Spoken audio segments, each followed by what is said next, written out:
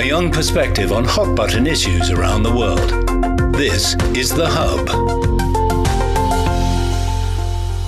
Hello and welcome to SCO Shoreline Talks, co-produced by CGTN and A News from Azerbaijan. I'm Huang Jiyuan. Hello, I'm Anastasia Larina from A News, Azerbaijan. Over the 24 years since its founding, the Shanghai Cooperation Organization has steadily grown under the strategic leadership of its member states, broadening cooperation and increasing its influence on the global stage. Today, it stands as a vital force for regional stability and shared development. As global multipolarity and economic globalization accelerate, as the global south grows stronger, persistent development gaps and regional conflicts remain challenges to overcome.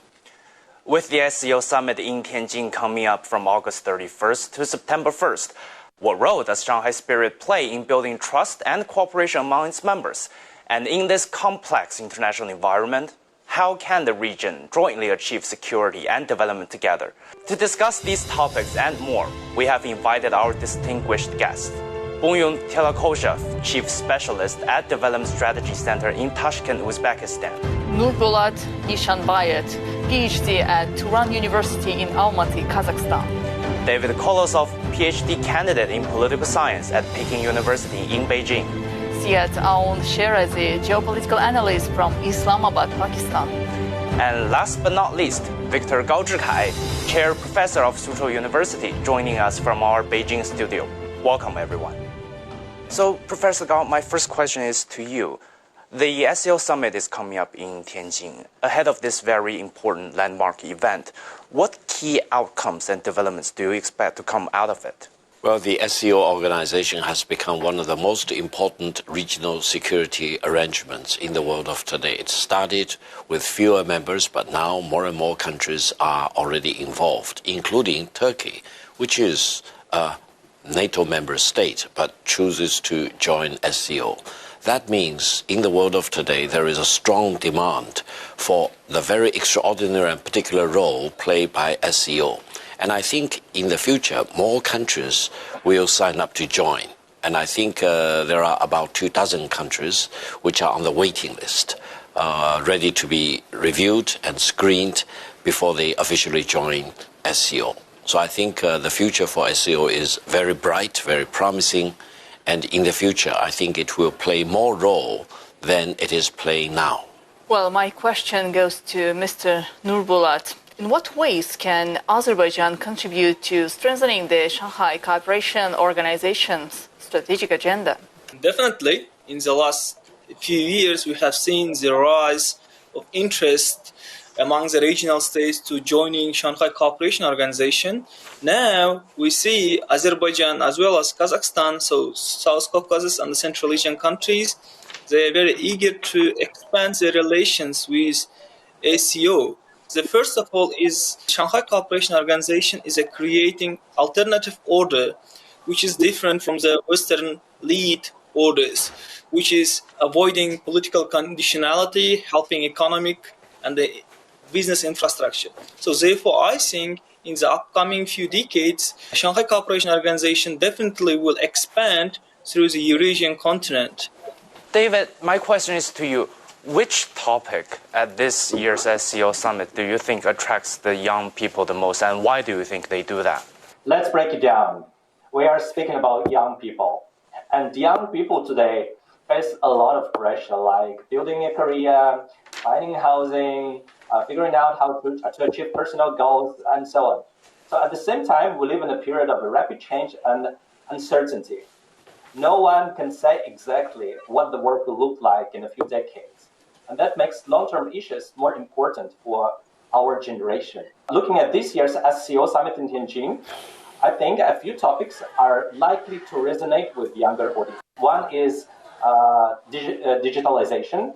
Like in July, the SCO held a digital economy forum here in Tianjin that gathered hundreds of participants from governments like business and academia and so on. So they discussed areas like AI, smart cities, and digital skills training. China SCO Digital Technology Toolkit with more than 50 digital products was also introduced there. And for young people, these initiatives can be relevant because they link directly to future job markets and skill developments. So another theme is sustainability. So the summit scheduled for August 31 to September 1 will bring together leaders from over 20 countries and several international organizations. So one of the outcomes is expected to be a long-term development strategy with sustainability among its focus areas. While political declarations don't always translate immediately into action, they can set priorities for regional cooperation on issues like green growth and environmental protections, and so on. And so these topics that many young people care about because they will live with the consequences. So if we take a step back, things like digital transformation, economic opportunity, and sustainable development at the summit align with concerns many young people already have. So whether or not the SCO delivers concrete result, these are the kinds of discussions that touch on the future in a changing world. So that's my opinion. Well, CS, my question goes to you. What potential do you see in Azerbaijan's engagement with the SCO, particularly in the context of the Middle Corridor? Well, Azerbaijan engagement with SCO is very promising, especially when we talk about the Middle Corridor, a major trade route connecting China to Europe through Central Asia and the South Caucasus. Azerbaijan sits right in the middle of this route, so it's play a key role in moving goods quickly and safely between East and West. By working more closely with the SCO, Azerbaijan can help boost trade, not only direct trade with different countries, but also in context of SCO, the regional trade, attract more investment and improve transport links like railways, highways, and ports. Perfectly with the Belt and Road Initiative, Azerbaijan has already built a strong infrastructure like Baku, Tbilisi, Kars, railway, and its modern seaport, which make it a natural hub in this growing network. So politically, this is a smart move too by the Azerbaijan. It's helped Azerbaijan strengthen ties with both Asia and Europe, while keeping good relation with all its neighbors. So overall, the SCO gives Azerbaijan a chance to increase influence, sports, diplomacy, regional cooperation, and play a bigger role in global trade through the Middle Corridor. So for Azerbaijan, SCO is a win-win situation in which they can get a lot of trade, investment, and having a good relation with friendly countries of the region. Mr. Gao, the Shanghai Cooperation Organization was actually founded on the principles of the Shanghai Spirit, emphasizing the mutual trust, equality, and sharing benefit. These values are seen as central to building the successful cooperation and operation of this balanced approach the countries has. So what are the key ideas behind this Shanghai Spirit that make the Shanghai Cooperation Organization meaningful for the countries of the Global South? Well, there are several principles. One is mutual respect. All members of the SCO organization respecting each other, treating each other as an equal. The second thing is consensus, meaning all the major decisions will not be made unless it has consensus support. Meaning if there is any one single member state dissenting or disagreeing, etc., then there will be no collective decision. Now, sometimes people say this slows down the efficiency, etc., which has a point. But I think the greater value is to build up consensus among all the member states before any major decision will be taken. Sometimes it takes longer time, but I think a consensus is a key feature of the decision-making process within the SCO. Now, the other thing is always changing and adapting to the new challenges. SCO started with a focus on anti-terrorism. Now it has expanded significantly from this route. And I think going forward, its functions and focus area will further expand, including, for example, focusing on energy security for all the members and also whether they can come up with a more coordinated strategy for the AI revolution for all members. As we all know, the SCO is much regional focused, is in Asia mainly. And then there's another international organization, which is the BRICS. And many people sometimes compare these two together, saying, well, why the BRICS is a huge thing and it's making its waves on the international stage right now. As we know, it's been under threat somehow in recent days. What role do you see the SCO plays in the greater global international politics? What's its future? Well, the origins of SCO and the BRICS were very different. BRICS were a cluster of countries ranked by their size of their economy, picking, at the very beginning 4, and then 5, and then up to about 10, and then the list keeps expanding. So the criteria is the size of your economy before you'll be qualified to be a member of the BRICS organization. Now, SCO is very much a regional cluster, starting in Central Asia, focusing on the mission of anti-terrorism, controlling the spread of terrorism across national boundaries especially. And then it also added other functions to it, including promoting regional integration and regional development. So I think these two organizations are very different if we compare their roots, their origin, as well as their focus area. For BRICS, it is very comprehensive, it's very overarching.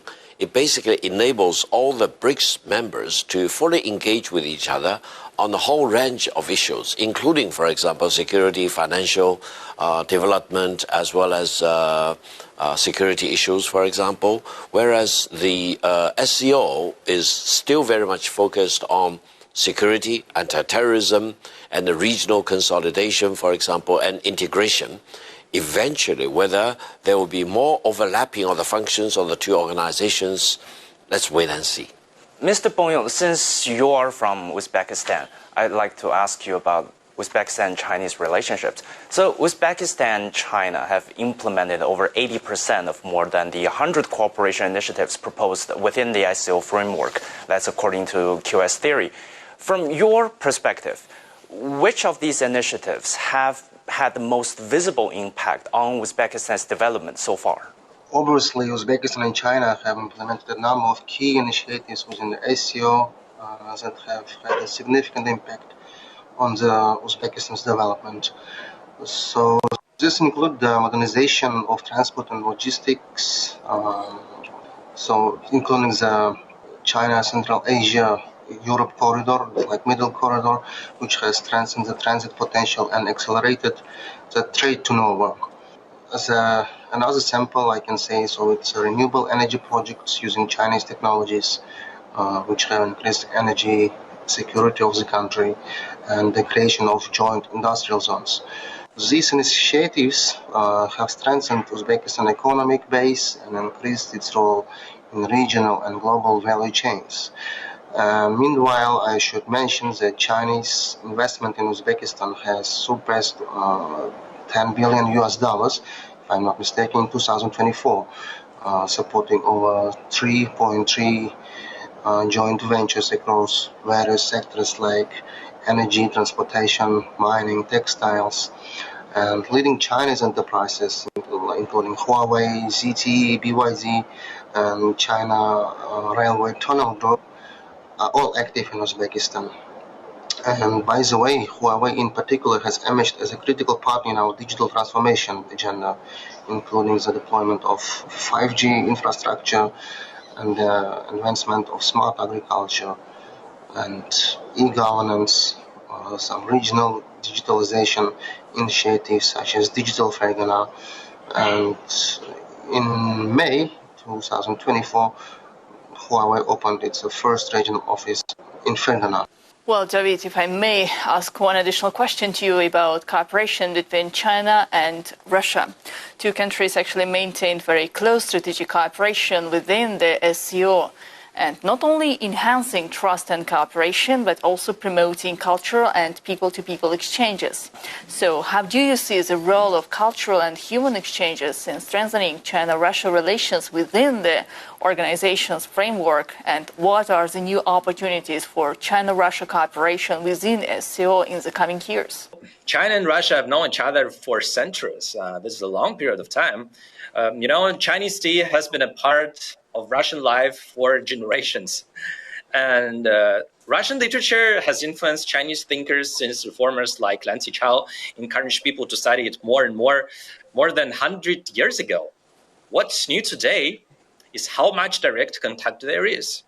We see more and more Russian students studying in China. They're coming to China, receive education in Chinese institutions, and more Chinese students going to Russia. So they don't just pick up the language. They live in another country, making friends, understand how people think, and that kind of experience changes you. And in the long run, it changes the relationship between our countries. In the SCO, cultural and human exchanges do something that official talks cannot do. It is one thing for governments to sign agreements, but it is another when people meet face-to-face at festivals, study together, work on projects, or visit each other's cities and countries. And those experiences are remembered for a lifetime. So looking to the future, there are two areas that could grow. First, we should develop not only science and technology cooperation, but also the humanities like language, history, culture.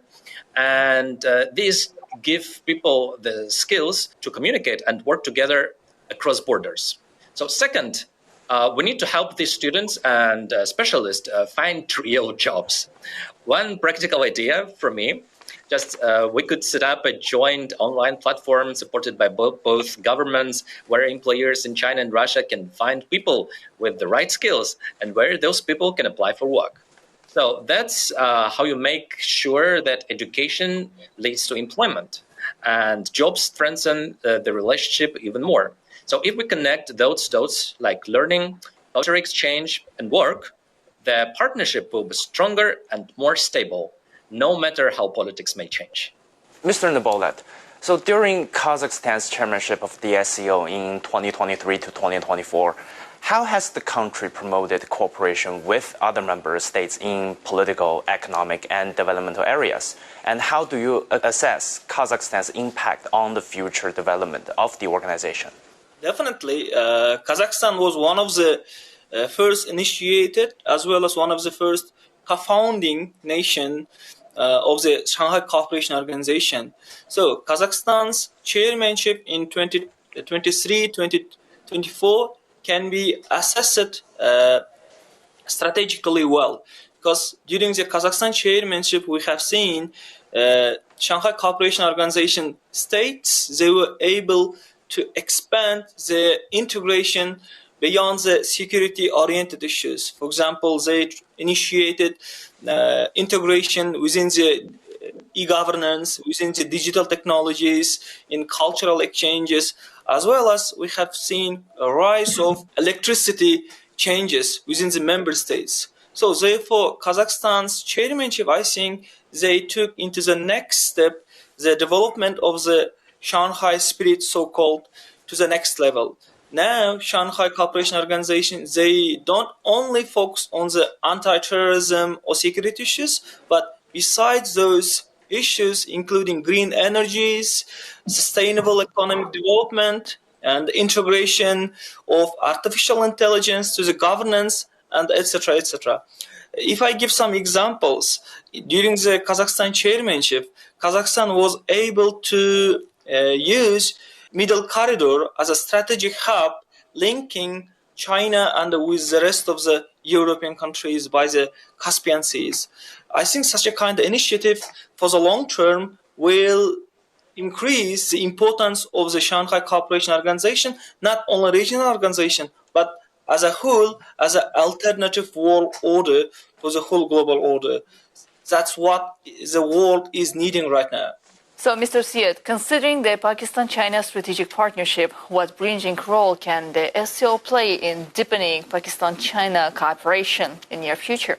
Well, no doubt Pakistan and China both are enjoying very close and friendly, brotherly relations with each other. But SCO can help more in improving these relations with different countries. The SCO can play a powerful bridging role in deepening Pakistan-China cooperation by the expanding their partnership into broader regional framework. First, it provides a platform to align key initiatives like CPEC, China-Pakistan Economic Corridor, which wider regional connectivity projects, especially under the Belt and Road Initiative. Second, through SCO forums, both countries can strengthen collaboration in areas like counterterrorism, energy, trade, and digital innovation with the support of other member states. Pakistan has more than 60% of its population less than 35 years of age.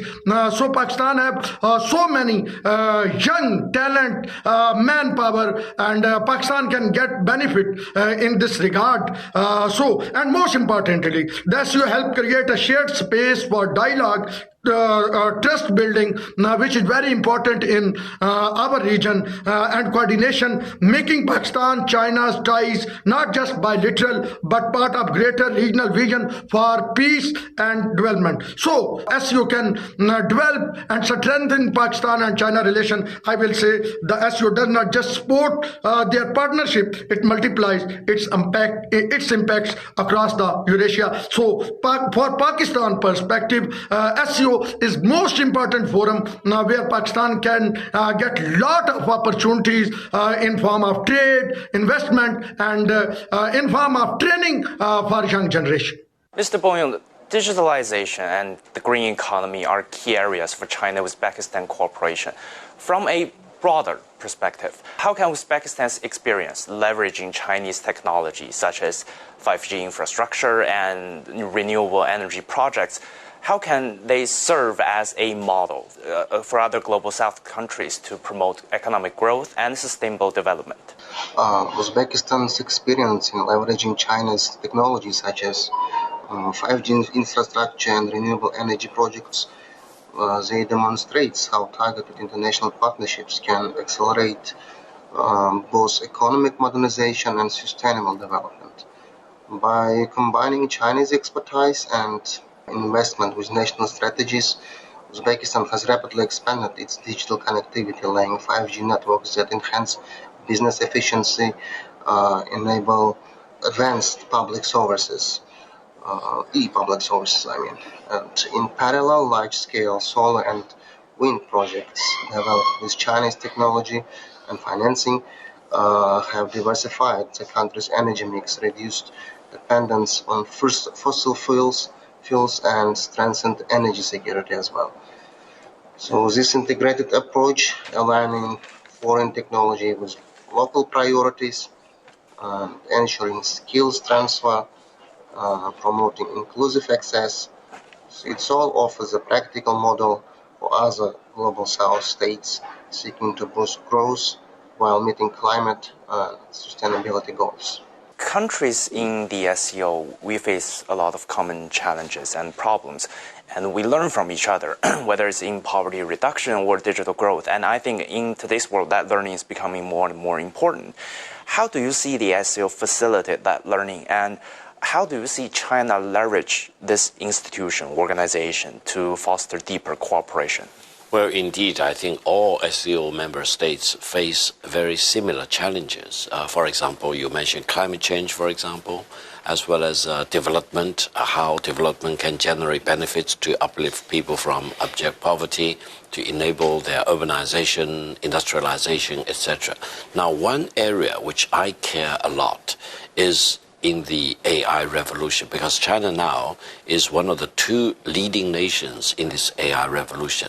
And I'm very much concerned about one phenomenon called AI divide, developing between and among nations. And I think with China playing a leading role in the AI revolution, China will be very, very happy and committed to share with all the SCO members the benefits China has generated by pushing the AI revolution. Eventually, all the SCO members, if they choose, can work with China in moving up very much to the forefront of this AI revolution rather than finding themselves on the wrong side of the AI divide. This becomes more and more urgent, and I do think China can play a leading role in enabling the SCO as an organization, all the SCO members, to benefit directly and immediately from the AI revolution. Well, and I have one more question which I would like to address to all of our participants. In one sentence, what do you see as the biggest opportunity for the SCO to strengthen cooperation among its member states and with the wider global south?